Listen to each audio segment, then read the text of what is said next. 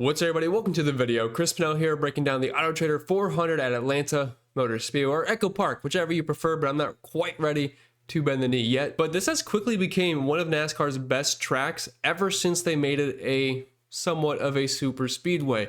Now, I was a little bit iffy. I really like the tire wear that old Atlanta did offer us, but I have to admit the racing has been incredible here. We've had incredible finishes. We had one of the best races I've ever seen in NASCAR in my 20-some years of being alive, when Chase Elliott won the summer race at night when half the field wrecked, and it was just incredible racing all around. So hopefully we see more of that this year. But anyway, this happens to be your first time here. What's up? My name is Pennell. I break down NASCAR DFS each and every single week on this channel. Videos on Saturdays, live streams on Sunday, planning for around 1 p.m. Eastern, so be there, be square, always a good time. And if you do enjoy today's video, make sure you leave a like down below. Subscribe to the channel for brand new. Let's dive right into it. All right, let's talk some strategy here for Atlanta, because this can be a very odd track and it can be very hit or miss as far as like full-on place differential, full-on wreck fest. The good guys just dominate, win the race. We've seen the front row optimal before. We've seen just full-on PD. So it's a very odd track. I personally play it like Talladega, and in that sense where it's not Daytona. Last week, we're just playing guys basically 25th on back.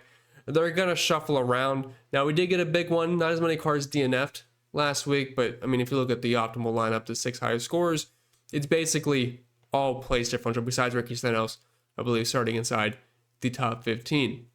But for Atlanta, we have seen cases where the front row's optimal. I believe that was in the first year of that. Last year, we had a couple of wreck fests, and it was just full on PD. So for me, Talladega, it's a little bit more tame. It's a little bit more hit or miss as far as the big one is concerned.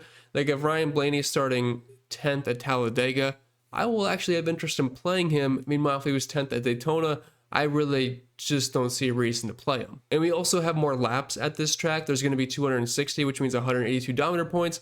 Now, a good chunk of that is not going to be projectable Dominator points because the fast laps are very spread out and random throughout the field. Besides AJ Allmendinger, for whatever reason, he always seems to lead the fast lap group.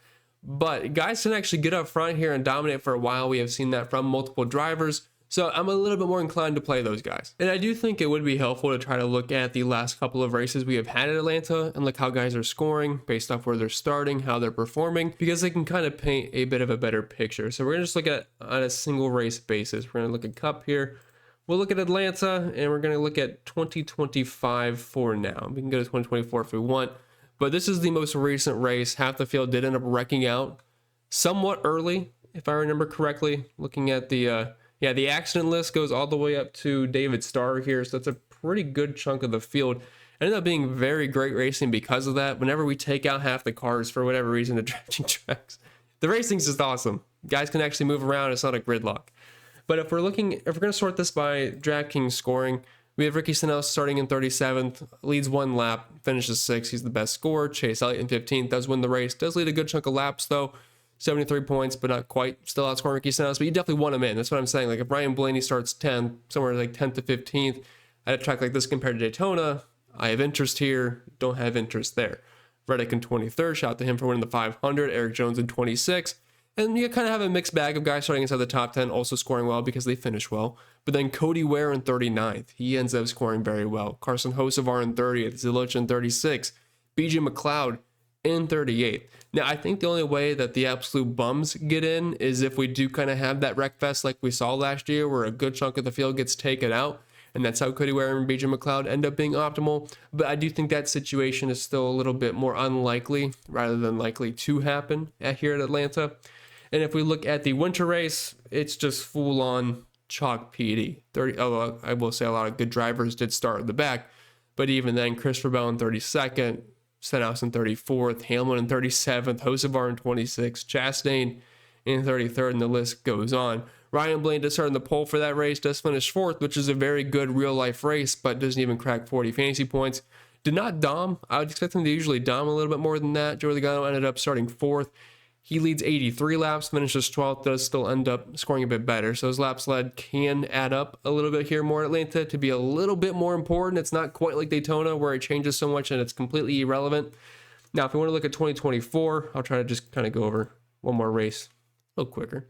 The September race, as you can see, the best scorers, Suarez in 30th, Bell in 26th, Reddick in 23rd. But then a couple of those Penske guys do creep up, even though they started inside the top 10. You have Austin Cindric starting 5th. He finishes 10th. This is usually a horrible score at a super speedway, but he was able to lead 92 laps, so that still puts him in the top 5 for scoring. Joey Logano, very similar, just not quite the laps led there. Starts 7th, does end up winning the race. Busch in 15th, Blaney in 2nd, and so on. So it's a real good mix of PD, but when you have those dominant drivers like a Chase Elliott or the Penske cars, they can still make do even if they do start closer to the front. And before we go driver by driver, I have to do my plug. It's a free video, guys. Gotta let me feed the dog and the little girl. But if you want to check out all the extra content that I have over on the website that I built by myself, so I know what you guys want to see, I know what I want to see, so I put it out there for DFS players and bettors to use. And the best thing is, there is a completely free trial if you want to sign up and subscribe. First 7 days are completely free to test drive all the tools. But I do think you will like it, and there's a lot of content on here. We have the race logs with the complete data sheet that you guys all know about.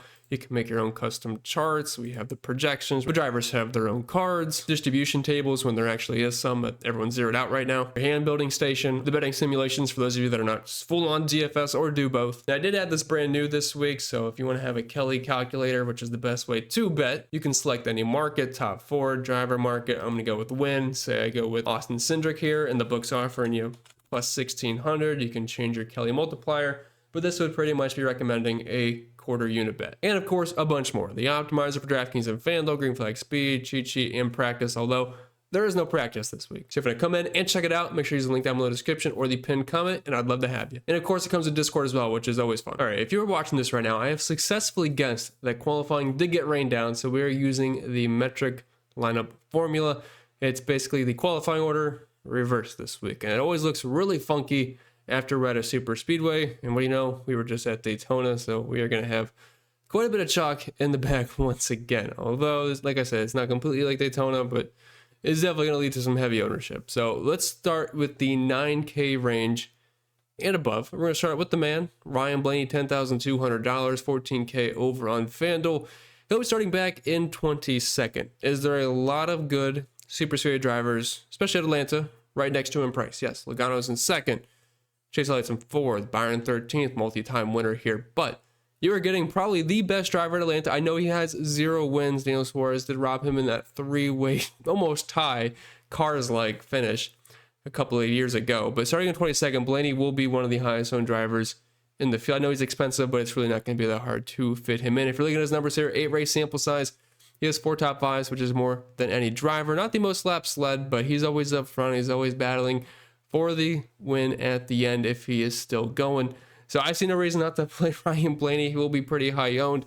Whether he makes the cash game lineup or not is still going to be TBD at their own projections, but I think there's a very decent chance he ends up being at least top 3 in projection. I know he does not have quite that 30th place starting position as these other guys, but most likely he's going to be projected to finish top 3 amongst his peers. Joey Logano, his teammate, he starts in 2nd. It's going to be really difficult to pick Joey Logano over Ryan Blaney due to the lack of PD, but he could be viewed as a tournament play, but I probably will not have that much ownership to him just because of the other guys that I can get to that offer me more of a floor. Chase Elliott, you kind of have to view as the same exact play as Joey Logano. He is a multi-time winner here. He's the most recent winner here at Atlanta. Very good. It's also his home track. Like in tournaments, yes, you can sprinkle in, maybe not even sprinkle, play it, not even decent chunk, somewhere in the middle of a decent chunk and a sprinkle of Logano and Chase Elliott. I think that's perfectly fair. But when you have guys like Blaney in 22nd, Byron 13th, who's also won here before, really good at super speedways, had a nice finish last week, even though he kind of killed his car at the very beginning. Kyle Larson has had a horrible track record here at Atlanta, but he has, like I say, at some point he is going to win a drafting track. He has gotten much better, but for whatever reason, he is a complete wreck magnet here at Atlanta. He has 1 top 5 finish in 8 attempts, only 5.7 DraftKings points per race, and in this price range, it's not even close to anybody else's. I'm saying that's not really a relying factor, that's not something you should really look at when you're putting lineups. It's just funny to see how unlucky Mr. Larson has been. But yeah, that 9K range, pretty low. We still have a couple more here. Christopher Bell starting in 32nd. He did win this race last year. He's had some really good finishes at Atlanta, and there was also one year where I believe he finished top 5, somewhere at least in the top 10, and he had some major place differential. Ends up getting a penalty at the end of the race, so they move him to like the like the tail end of that, which killed his day, but could have been a better finish. But 32nd, I mean, he's like a cash game staple for sure. Denny Hamlin also pretty much going to be a cash game staple at $9,100, starting at 29th. Even though his track record at drafting tracks in the next gen car has not been great, he showed it last year. He was chalk in a similar situation, ends up still finishing just fine. And Tyler Reddick in first, I just probably won't have any interest there. I really don't think he's going to be able to fend off Penske or Hendrick and dominate enough and even finish high enough to be in the optimal. So I'm probably going to pass on Reddick. But the cash game cores of the expensive drivers certainly are going to be Christopher Bell, Denny Hamlin, Ryan Blaney. Tournaments, you can look at guys like Logano, Elliott, Byron, but obviously they're not going to project as well. Moving on to the 8K drivers, not as long as a list, but we are going to kick it off with Kyle Busch starting in 14th. I'd kind of view him as a very similar play to, say, a William Byron, Kyle Larson type, where he starts in the teens, and he does have legit race-winning upside. I mean, he always did win that race when it was a three-way with Daniel Suarez and Ryan Blaney. If you're looking at his finishes here at Atlanta, pretty solid. 13.2 average finish, does have 5 top 10s in 8 races, which is actually very good compared to most of these drivers. So I'm fine with some Kyle Busch in tournaments. He'll probably end up projecting better than those guys that are starting close to the front for sure. Brad Keselowski, I'm going to put in the exact same range as Joey Logano and Chase Elliott, where it's definitely tougher to get to them, but he is also a driver that does have the potential to lead some laps and contend for the win. He was actually very close to it last season. Austin Cindric, a cash game staple here. He'll be starting in 30th. All the Penske cars run extremely good here at Atlanta. It's going to take him a little bit to get back close to the front, but once he finds his teammates in Joey Logano and Ryan Blaney, good chance he's up front with them, and just have to hope that he doesn't get wrecked again like we saw last week at Daytona, but 100% should be in your cash game lineups. Same with Chase Briscoe starting in 34th. Is he a guy I really think of to play when I'm at a super speedway? Not really the top of the list, but if you're going to be starting in the 30s and you're in a JGR car at Atlanta, I'm just going to have to play him in cash games, really. Now, his numbers here are, like I said, putrid. 4.8 DraftKings points per race, average finish of 25th, or in position of 21st. I'm not expecting fireworks, but we are playing them for the floor here. If you want to get away from any of these PD drivers, you could look at Briscoe just because of the poor history. Keep in mind, though, a lot of that was with Stewart Haas and not JGR, but you know, it's a super speedway. Finishes can be a bit wonky. He's still someone that has an excellent floor this week. Chris Buescher starting in 7th. You're going to have to pair him with Brad Keselowski, Chase Elliott, Joey Logano, those kind of drivers. And he'll be working with Brad Keselowski. So if one finishes well, the other probably will. You could look to stack them in tournaments if you want, but these are not going to be major priority plays for me. They'll be in the tournament pool, though. Ross Chastain, for whatever reason, Trackhouse has performed pretty good here at Atlanta. If you're looking at his numbers, and Daniel Suarez, which I know Daniel Suarez is no longer with Trackhouse. But Ross Chastain, if you're looking at his average finish of 14.1, Daniel Suarez is at 13.9. Suarez has 4 top 5 finishes in 8 races. Chastain has 2, and their top 20 rates have been excellent. He's just not starting super far back. He's in 21st, so you kind of throw him in a similar pool of guys like Kyle Busch, but not quite in their levels as far as I think they will contend. Can they shuffle into the top 10? Sure, but obviously a little bit lower on the total pool for me. Same could be said for Carson Hocevar. I know he was close to winning last week, but man, he has such a wild card, and there's always a really decent chance he ends up in a wreck. But Wall Street's a bit high for me, starting inside the top 10. I can't imagine I have much exposure there. It's such a shame. We always get Ricky Stenhouse in the back, it seems like here. Ends up getting a really good finish at Daytona. He'll be starting in 3rd. It basically makes him unplayable. I mean, I hate to say that because he can always top 5 here, but I'm not really even sure a top 5 is going to be good enough for where he has started. Like I showed you guys the numbers. I mean, you can start up front, lead some laps, but it's still difficult to outscore a lot of these PD plays, especially when you have Alex Bowman starting in 36, who had a top 5 here last year. He will be another cash game staple at $7,300, and really not a bad driver drafting tracks. And Hendrick, obviously, they've been really good here, so major bump for him, and once again, expect some major ownership. Daniel Suarez, people are looking at the track history. I get it. He's been really good here. We kind of hinted at that, but starting in 12th, he's also with Spire now, which I don't think Spire is going to be much of a downgrade from Trackhouse at a drafting style track. It might make somewhat of a difference, but starting in 12th, I just can't really make that a priority for me. I'd much rather play Ryan Preece, starting 14 spots further back with the RFK cars. He'll be in 26, and I mean, you get some decent PD there. And if you're looking to pivot off some of these other guys like Connor Zilch in 31st, or Austin Dillon in 33rd, maybe even Alex Bowman in 36, I'd have to imagine the Fords are going to be really strong, so Preece will definitely be a target there. Josh Berry's a bit high for me. Hey, I'm assuming he'll definitely work with Penske. Could get him like a 4th place finish if they happen to just run really well at the end, but we have limited upside with Josh Berry. I would say there's limited upside with Michael McDowell. Connor Zilic in the 6K range is definitely going to be someone people are going to look to get to. Ends up wrecking last week, which did suck. Did actually get up front at one point, but obviously lost control of it. But finished 12th here last year, I believe. Pull up his race log here from 2025. Atlanta in the June race started 36, ended up finishing 11th. That's good for 58.4 DraftKings points. And if you want to do something similar, I would take it. Obviously, just avoided the wreck and that helped, but he'll definitely be in cash game consideration. I'm not going to say he's a lock for cash games because there's several other drivers right here, like Austin Dillon starting in 33rd. Todd Gilliland, who I actually probably will like quite a bit here in 35th. I really just like those Fords.